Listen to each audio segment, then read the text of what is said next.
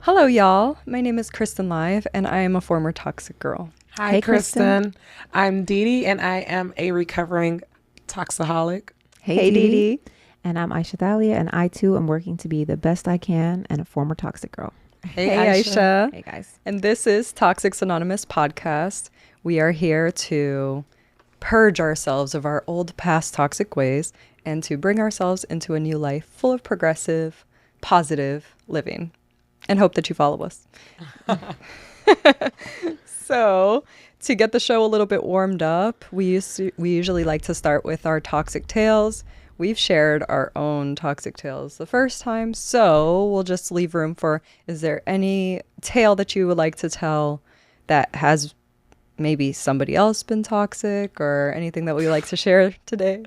So, I actually have a toxic tale. So I have a student, let's call him John, because obviously I wouldn't use real names. And this baby is amazing scholar, super on point. So a couple months ago, he's like, hey, I couldn't get my homework done because I had a death in the family. My granddaddy died, so I was doing funeral stuff. Oh, that's sad. So I'm like, all right, cool, I understand, take your time, get your stuff done. Like for 3 days, he's like, oh, lit, I got funeral stuff. I was real sad. I'm like, all right, I'm having other teachers talk to him. Like counseling. Yes, like we have mentors at the school for the club I just started up. And it trickles down, skip a few to 3 months later. So last week. So Why are you laughing at the death of your family? Can I speak to you in private? So I'm like, sure. We step outside the class. It's something when they want to be removed, talk to you right? in private. So I'm like, what's up? Eyes like, juicy and everything. And John's like, Oh, he's like crying? like his eyes were watering, like he wanted to cry. He's emotional, but it wasn't. yeah. It didn't drop yet. The tears didn't drop. Okay. So he's like, I couldn't do your homework because I had another funeral to go to. And I'm like, another funeral? Who? So he's like, my uncle died. I'm like, Dang. so I'm like, your uncle died? Like, how did this happen? This is a lot of They trauma. do say death comes in threes. Well, listen, he did a double. So I'm just like, okay, like I want to know what's going on because like there's a lot to unpack for a 10-year-old. Yeah. So I'm like, all right, what happened? How'd he die, baby? He's like, I don't know. My mom didn't tell me. I'm like, all right, well, put your number on my desk, put mom's number because I have to give her a call to see if she wants any resources, if she wants you to talk to the counselor, so on and so forth, because we need parental permission. Right. So he's like, all right, cool. So before class lets out, I'm like, hey, John, don't forget to put your number, mom's number on the desk. He's like, oh, okay, writes down a number. So now I'm on my planning, call the number. It's going straight to voicemail. Oh, man. So I'm like, all right, I go to his other class. I'm like, hey. So I'm like, whose number is this? I call him in. I'm like, whose number is this? He goes, oh, I accidentally gave you my number. So now I just was like, all right, yeah. So he gives me his cell phone number and the phone was off, right? Well, that's suspicious. So now I'm like, all right, let me call mom. So I call mom and I'm like, hey, I know, granddad died, but, did uncle die too? Because now it's a little bit weird. It's getting weird. Oh, so you confirmed the deaths. And so she goes, what are you talking about? We didn't have any death in my family. So nobody died. No one died. Never. Wow. He done killed off his whole family? Right. So, Oh, man. long story Just to not do your John. homework? Just to not do my homework. It worked. It would have worked if, I didn't speak to mom. So I call like him into the room. I'm like, what's going on? Like, why would you lie? She's like, please don't tell me that my son told you that. I can't even believe that. She's like, he's never been to a funeral. Like, God. like she was like, Never been to a livid. funeral. Never been to a funeral. So, and then on top of that, when I asked him, hey, well, when I started getting suspicious, I'm like, okay, you had a funeral on Saturday. What about Sunday? He said it was a balloon release.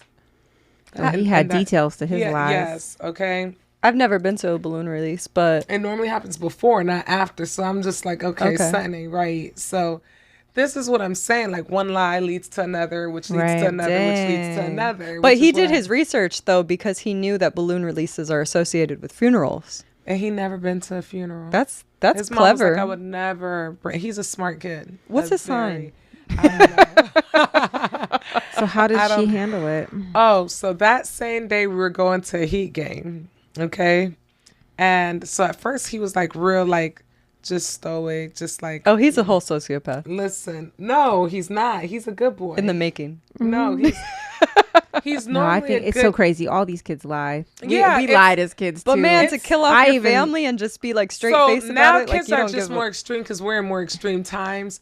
But They see babies more. lie. Yeah. Like if a of course, baby's babies lie. crying They don't and know the they're difference. changed and they're fed, that means you No, lying, actually, no. you know? Babies can't fake any of the emotions. That's a fact. That's Once true. they get to be toddlers, they can start to manipulate. But babies Right, cannot like manipulate. babies can't. There's They can't always even some, process yeah, what they a lie can't- is. Yeah, it's a fact. But a lot of people. But think when you're like babies- 3, yeah. Once you I can- think it's 3 is when Yeah. they can actually start to process and say, like, I know if I do this, I can get this reaction. But actually, they always say you can never spoil a baby. No such thing. No, I know you can't Because spoil they a baby. cannot manipulate. If there's crying, there's still something wrong. Even Yeah. if it's gas or if it's they just need to be held. They want affection. Yeah. But there's That's a always a need need too. to be fulfilled. It is But a need. I do agree that as they get older, she and I taught together. There are definitely students Oh, yeah, who for have sure. Right, and I don't learned think to that- manipulate the system. But by that age, I mean by 5th grade. Yeah. You know what I you're But think doing. even they- at 3, they lie. But you my know, thing 4, is, they lie. you're saying he's not a sociopathic kid, and yeah, of course, we're not going to diagnose the kid at 5th grade. No. However, we have to be careful. Yeah. he had tears in his eyes. Like this kid he is did have tears in he's his talented. eyes, but he like Yeah, he he can ended up, be a good actor. Look at these kids who are actors. They're Yeah, not that's what I'm sociopaths. They saying. just He know got how to turn talent. it on and turn it off Listen. depending on what role they're trying to play. he could play a Listen. sociopath. in I the think movie. the only part that would come into, of course, I would never, and I'm not qualified to diagnose anybody, Mm-hmm. but I do believe that only comes from when parents don't have any kind of consequences Consequence. for children, and then they think over time that their behavior is going to go unchecked, and they know. You know, Yeah. I once knew of someone who told me that their parent, no matter what they did, always got them out of trouble. If he stole from a store, the parent would come in and say, you guys are just trying to blame it on him because you guys are white and he's black, and that's racist. You're being Wow. racist. So now those kids start to learn, I don't really have any consequences to my behavior, so I can do what I want. My And parents got that's my back. the making of a But that's sociopath. a lot of Yeah. these kids today. This parent actually ended up being a really good parent. Took the game away from him. Good. And he was. I know he was sick to miss the Heat game. He cried so bad because the players came out. Oh, Like man. she had gotten him all this stuff. Like he was he had to mourn the loss of that game. You know. Good. But a lot of my parents, like They you wouldn't said, do don't that. hold these kids accountable. Yeah. No, Because like right. I have kids who, you remember like back in the day, like if we were getting a car or a cell phone, it was like a Yeah. big thing. Like, Big you know, deal. there's these type of conversations surrounding like this could get you in res- trouble. This yeah. could kill people. This The could. responsibility around it. Now yeah. they're handing over cell phones to the little 5-year-olds. Yeah, The like it's kindergartners nothing. have iPhones and they have It's access wild. to the internet. iPhones. You know, I know. The My internet. 6-year-old asked me, like, can I have a phone? Because some of the kids in my class have Yeah. a phone. I said, absolutely not. No, you Absolutely can't have a phone. not. You, Like- I couldn't imagine focusing. But I know why these parents are, because I think there's the guilt. A lot of times there's a lot of guilt around missing out on things. So they feel Sure. like they can buy their children's love and affection. Yeah. The other part is a lot of people have their own egos wrapped up in the success or failures of their children. They look at them as extensions of themselves instead of 100%. individual children. So like, and I remember when I was younger, because I was such a young mom, as a teen mom, I remember when my oldest daughter was in kindergarten, I remember the kindergarten teacher saying something to me about her behavior, and my first reaction was defensive. I remember Miss McCogg saying something about, and I remember kind of like And McCogg being was a good she was a great teacher. teacher. Yeah. But you know, here I am at like, I don't know, 21, like, you know, Right. thinking like, what you're trying to say is because she did this, it felt like a reflection on me. It felt like Right. what she was saying to me was, you're a bad mother because your daughter did this. When, because of my age, I wasn't, even though I was a teacher, even though I had a master's degree, it was like, parents will still go into defense mode over their kids. But the important thing is to then check yourself. The next day I apologized to her, and I was like, I recognized that what you were saying to me wasn't a failure on my part, but something that would have been a teachable moment for my child. You did the shadow work. That's even then at like my early 20s, I was able to step back and that's say, excellent self-awareness for okay, a 20-year-old. It was, but I remember still feeling it. So I know a lot of parents, especially those who already know deep down that they're sort of failing their kids. Because as a mom, I'm gonna tell you right now, like, you know when you can do better. You know when you could have put that extra time in to help with the homework. You know when you let them watch a show instead of, or you even know when you just, didn't pay as close attention as you could have. That right there is probably in the back of their heads, because they're like, this teacher's calling me, but they know who they really mad at. They mad at themselves. And then they start compensating with other stuff. things, with stuff. I'm going to give you this, and they start spoiling their kids rotten to make up for their lack thereof in teaching. So I guess the question is, who is raising your kids? Yeah. Is it you as a parent? Is it tablets? A community? Is it a village? Oh, the village mentality is over. Or is it the internet? Is it scary. TV? Oh, now you can't tell anybody's parents anything. Like anybody's kids. Like, if you need to say something to my child, say it to me. Yeah. Like that whole "it takes a village" is dead. And I actually, so as a mom and then as a former teacher, I've seen both sides, but I agree. Some communities are still communities, and I think it depends on where you live in the United States. I've noticed since living in Miami, which has been most of my life actually now, I can say that I've noticed that sometimes there's less community here because there's a lot of transient people coming and going. I don't even know my neighbors. Like, you just don't really, whereas people that grew up and everyone's the same on the same block and you knew each other's grandmothers and then there's more of a village, which is a little more acceptable. Now people are so wary and suspicious, sometimes rightfully so, of other people, that they can't even see when someone's really trying to help you and help your child, because they're immediately like, don't talk to my kid, don't say nothing to my kid, don't come around, talk to me. And that's sad. Yeah. Because we do need a village. Everybody needs a village, even if it's just your family, if it's your immediate, close circle of friends. Everybody needs a village. And I struggle personally with not having a huge village here with my own family. So I can only imagine. And I have the benefits of pretty much working basically almost out of my house and with a flexible schedule. So now with people not having a living wage and not being able to make ends meet, and most people are one paycheck away from being homeless. There are so many parents that I used to empathize with, because they'd come in, and I remember one parent yelling, she's like, I have to work 4 jobs just to keep the lights on, and you're not here doing your homework. I have to work so hard to do this. And, I noticed that the kids, the Black American children in our school district that weren't immigrant children, had it a lot easier than the immigrant children, because our Haitian community and our Hispanic community kids, they knew the sacrifices that their parents got because they were first generation over here. So you didn't really have to talk to them as much about, work ethic, but the kids that have been here and were just given stuff, and I'm not even taking away the blame from the parents, but it is hard to make ends meet. It's hard to pay rent, especially in this city now, where what do we talk about? Rent is supposed to be 30% of your income. 30% of what is the percent of most people's rent down here of your income? 90%. 90%. Most teachers used to have to go to work after work. How many teachers did we know used to go to the AAA to where Heat Game to work, to McDonald's to work, some working at FedEx? It was like, wow. Tutoring. In a lot of rental applications, they're requiring your 3 times household income to be three times the amount of your... Right.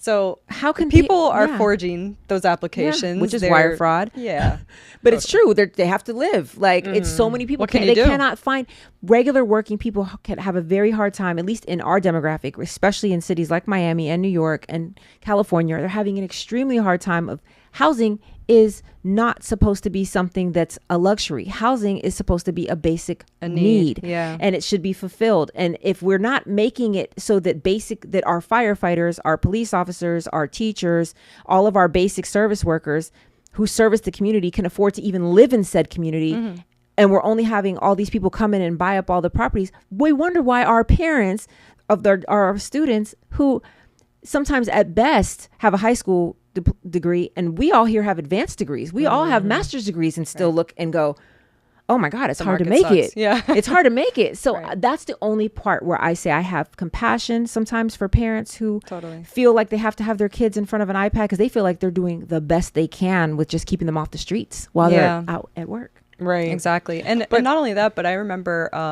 when I was a kid, the neighborhood was full of kids. Yeah. I remember it was just a different time, in the 90s. You go outside and it's ride your like- bike. Yeah, there's like all the neighborhood kids, and then we would set up like baseball and different sports and whatever. Like we had that luxury. Yeah. And then I don't know if you guys remember this, if you didn't grow up in Florida, but the case of Jimmy Rice, little kid that got kidnapped from his bus stop, and he just got abducted, and they found him cut up into little pieces in a plant oh my pot. God. Crazy. This was in South That- Florida That shook. in the 90s? It shook our world. Everyone that was in Florida, like you started to see less kids on the street. More parents that were chaperoning their children to the bus stop, because it was just like, now we're starting to realize this world is unsafe. Yeah. I feel like with the presence of the internet, because mind you, back then it was like we Yeah. read that in the newspaper. Yeah. Now it's like the news cycle is just like It's 24/7. 24/7, and we're seeing every day In real time. abductions, molestations, all kinds of things that are making parents like Wary. stay inside. Yeah.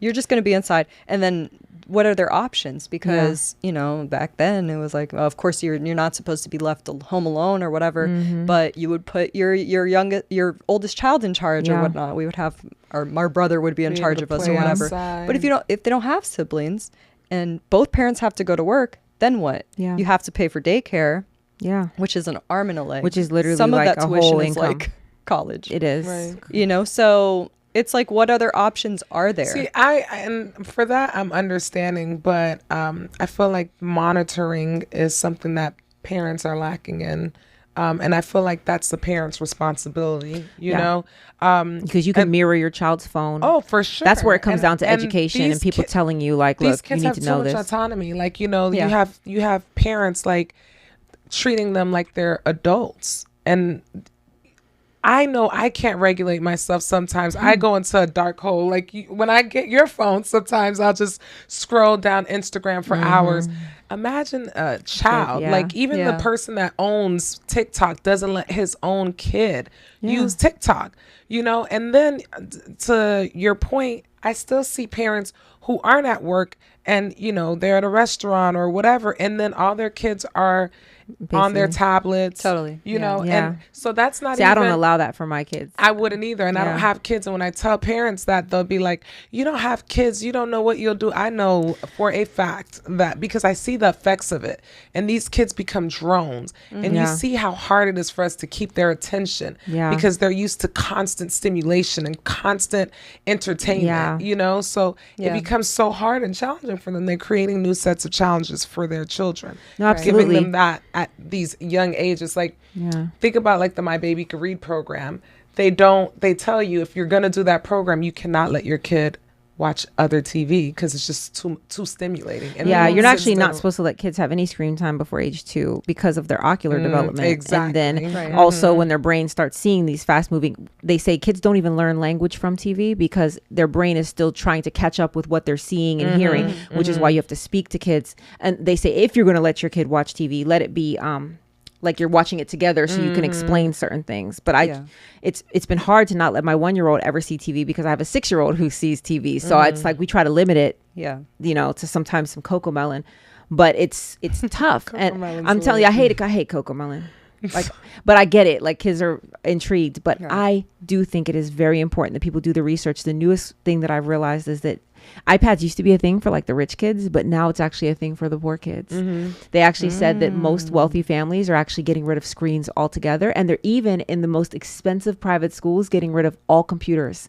They're going back old school. Ooh, and Yeah. once that happens, it's something. Yeah, because- it's something. They're going back old school because they're starting to realize that the effects of this screen time is more damaging and they can still learn. And that's why I like those outdoor schools where you don't even go inside. Everything is done outside. They do it a lot in Europe, but they have some in California. My friend's kids go to an all outdoor school where you're just outside. My daughter goes to a Montessori where instead of just Outdoor, learning about like things, outdoors, outside all day. Wow. You eat lunch outside. You learn through play.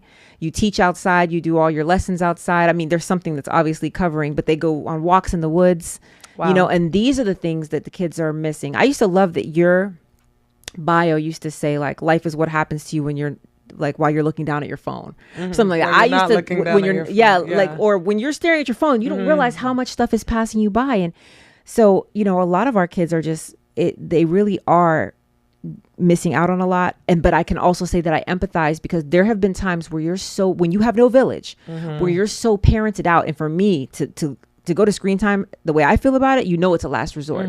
Yeah. So it's not an all the time thing. But Sometimes for me to have to say that, it's like, oh my gosh, it's just so to have a Sesame Street that's going to be like, oh, ABC, just to have A little even moment if it's of 30 silence. minutes. Yeah. But you're right. When You got to recharge because even you as a parent, you have to recharge because but look what if you're happened not with the pandemic. It's like everyone had to stay inside. People had to work from home. And then what are you going to do with your kids? right. What are you going to do with your kids this whole time? You can't take them outside. They weren't letting you go anywhere. You had to work from home because otherwise there was no rent relief during that time. Right. People were able to put some of their mortgage payments to the back end. So if you owned a home, you were cool. What do renters do? They had to keep working. What did I have to do? I have a daughter that's still in school and another one that was, you know, you got to do what you got to do. And parents are being pushed to the edge now. So unless we start figuring out as a community what we can do to give these parents more assistance, what we can do to give them more education about the effects of, you know, screen time and the effects of sitting here lying, letting kids, you know, come into school and lie, like, and you defend them. That's What is one that? thing I What could give is gonna her props on. happen? She did At least she not didn't defend him. Oh no. Yeah. like she That's so definitely- good that She she said did she that. didn't even know her son was, and I didn't know her son was. I was like, "Do you see that you broke my chest?" Like he was like, "Yes." I'm like, you know, you have to earn it back now because I wouldn't have Yeah. questioned it. You know, it's like a good kid. You know, even great kids lie. Yeah. Seriously, I used to lie. I used to forge. I remember forging so many of my mom of tests that I was like, I was too scared to have my mom look Right, at. And but one that's time I why got we caught. lie is out of fear. It's out of fear. That's what it is. You're scared, and You don't know, want consequence. But You want to once, avoid but once you get that consequence, then you're like, all right, right? let me tighten Let up. me. Yeah. So that's all it is about. I think it's so crazy that they're like what you were saying, that they're giving children so many opportunities of practicing autonomy, their children. And obviously we all know that they say that until you're an adult, until you're 18, you shouldn't be autonomous. But why are they giving children the ability to be autonomous if we already know that? Well, okay, Well, no, go ahead. I just feel like it's like that. It sounds good in theory, but in practice, like you obviously want to give children Oh, yeah. a decision making. It, you know, so that when they are older, they can regulate themselves, like know right from wrong, know what you should and shouldn't do. It helps develop But- their free thinking. Yeah. but That's different than but giving them you give them autonomy. Autonomy is like exactly a bigger right umbrella for sure. of that. I could say, do you want carrots or peas for lunch today? You know, Right. They still like, have a we're choice, like, but they you still still have get a one. choice, and you still like, okay, you give them a little bit of leverage, and you Right. see how it goes, and then you know you build on that, but you can't just allow. I kids forget to what be they're called. complete. There's a whole group of people that actually don't believe in. They let their kids be. I forget what they're called. I have to look it up. But there's a group. They're all it's- over the place though. It's I forget, but it's and I agree that there are some schools. What I used to think the biggest difference between the public school system and the private school system, when I switched my daughter from one to the other, was I saw how when you give kids freedom, sometimes they actually do the right thing with it because they're being taught right from wrong from the beginning. Like they were allowed to talk at lunch. We'd have silent lunches because you want the kids to eat, but it's like it was a very, very prison-like in the public school system. Whereas in the private school system, these kids were allowed to walk. They didn't have to walk in a line. They were allowed to walk with their friends to class. They could sit wherever they wanted in the cafeteria. They could have as many they could go eat and get as many servings as they want. They knew that they could trust their body to say, I'm full or I'm this. And they weren't loud because they were teaching them, look, there's other classrooms. So when you actually teach kids from a young age what's appropriate and what's not, and then you slowly allow them more and more freedoms, that's how you grow an independent free thinker who knows right from wrong. But you can't just have kids in prison all the way to 12th grade and then be like, Yeah. release you to college. Right. Bro, right. like, you know what type of freedom I have now? Do you know what I'm about to do? Like, you know, like, you've had me in prison all this time. You mean to tell me I wasn't allowed to go out? My mom was very big on letting me explore because she knew in a year you're about to be free. And if I've never let you test that freedom, Yep. what are you going to do with it when you get a taste of it? Totally. So there's definitely a balance, but it should be, like you said, like, incrementally, and it should be age appropriate freedoms. Right. It can't just be Right. like, you 5, I do what would you want. Because, you never- know, my daughter would eat candy all day of course. if Totally. you let her. Like, or And then, but then if you let her do that, she's going to get a stomachache and I she will act- eventually learn. I- So I yeah. think that it's important maybe not. to check in with your children and, you know, do like process what just Yeah. happened. Why do you think that you shouldn't be doing this? And, you know, whatever, so that they understand rather than, I know that I'm not doing this because if I do it, my mom said that I'm going to get punished. yeah. I know not to do it because of the effect there's it a has. bigger reason Yeah. other than punishment. And It's when they get older, because- that's important too. Remember, were you there for my oldest daughter? I know you were at a couple sleepovers, but there was one we had in Fort Lauderdale, and I the let her. hotel? Not, it was another hotel, not they were throwing not the the rich. French- okay, No, that okay. was loose because that was another example of us giving some kids some freedom, and them kids decided to take things and throw it over the balcony. But anyway, no, it was another time. I let her. went in. I never used to let her eat a lot of sweets, and then that day there was donuts, there was stuff there, and she was like, all her friends were. I said, go ahead, eat it. I let her, but she was, I think, like 9 at the time. Like, go ahead, eat it, and she threw up. She ate so much of it that she threw up, and she never again wanted any of that Right, junk yeah. food in excess because she was That's at the called age where it was flooding. okay. I'm not going to do that Flooding, with my totally, yeah. my 5 or 6 year old, but Yeah. as they get older, I'm going to be like, okay, and then sure, what try did it you out. learn? Right. Go ahead, eat it. She was like, I want more chips. I was like, go You ahead. want this wine? Oh yeah, I'm not trying to go to jail, but I for sure you let them know. You just let them know, hey, this is what can happen. But it is important that I think that there's a A balance. balance because between you can't- Totally. it's our being a job as- helicopter parent and then being like it's an our absent parent. job as parents to facilitate and to monitor, and I feel Yeah. like there's a lot of that doesn't go on. Like, that's my final thought for parents, because I see so much. Like, I've literally had parents say, oh, can you take away her phone, because if I take it away, she'll be upset with me. Oh, my goodness. And I'm like, well, have you gone through her phone? They're, like, "Oh, scared of their own children." I'd never go through her phone and Yeah. invade her privacy. 5th grade. Oh, that's crazy. Yeah, exactly. Yeah, maybe a So- 12th grader. Man, but So when listen, my you're mom was saying- all in my diary. She was right, reading- because we had the notes. She used to tape my phone conversations oh wow. to see who I was talking to on the phone. I was that bad though. Oh wow. I was about But to I was say. older. I was like 14 through 16, that age. But yeah, no, my mom didn't give me no privacy. Did she do the same for your brothers? I was that bad. Or is it because you were a girl? I was that bad. I own Yeah, it. sometimes I you take got to know your accountability for it. kids. Yeah, Like, I was my bad. mom had to be extra with my middle sister more than she was with The me. middle sister. Right, Yeah. but still, it was interesting because as much as she was so strict, I rebelled and I rebelled and I rebelled. But one day, eventually I returned back to my foundation, and my foundation was that solid. You know, she instilled in me values. I mean, you know, I'm a very spiritual person, but we were raised in the Religious, church. You right. know, we had community. There was so many different resources that my mom brought us into. We weren't raised alone. You know what I mean? Right. So you had that village. I You had had that that support. village, and I knew that was there, and I knew it was stable. And then when I went out into the world and I explored my curiosities, I found that was very unstable, and I was like, this is unfamiliar to me. I'm uncomfortable. Let me go back over here. So eventually I came back, but you know, I think it's a good testament to kind of show that my mom raised all 3 of us the same, and each of us were very different. But when you instill that foundation, they will return to the nest eventually. Yeah. You know. I agree with that. Yeah, that's a Bible verse too. Teach them right and they'll never stray. All right, so now for a lighter portion, because Toxic Not Toxic is going to go into the meme version today. Because, you know, We're trying to I'm something trying to a rest little my bit different. throat, you know, my voice, you know. Yeah, we've been singing over the weekend. Right. So it's time you to know, give us a voices aren't totally on point. So I got these memes. So we're trying something different with Toxic or Not Toxic, and basically Dee has been looking at different memes that she wants to get our opinion on whether they're toxic or not toxic. All It's right. very simple. Toxic or not toxic? Okay. If I block you and you find another way to contact me, we giving it another shot. That's toxic. What part is toxic? Her it- giving it another shot, or the dude finding another way to contact? Not being clear on your boundaries. Like you shouldn't have. If you're going to go the trouble to block somebody, then you probably know that they're not good for you. So if you're not firm on your boundaries, then you know what they say.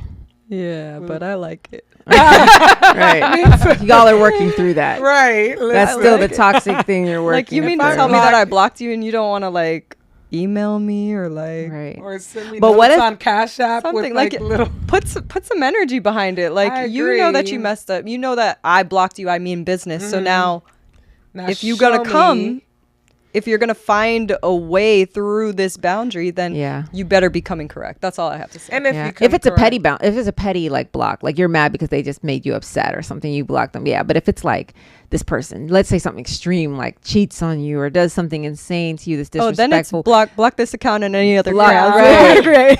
then it's like a Get an block, alert and then on I your feel like you're a Insta. stalker if you're finding another way. If I've blocked you and everything and you're still contacting me, then I feel like you got a problem. Yeah, If it that depends on the serious. situation. Yeah. If it is a thin line, not really a thin line. It's a very thick line between stalker Yeah. and you can get your girl back, but you got to put in a little Right. effort. It's so a thin line between you Discernment? like them or not. Yeah. so that part in, too. in the words of discernment, maybe toxic, maybe not. Right. All right. What you mean? Let's take it slow. I already sent your mama a friend request. That is toxic as hell.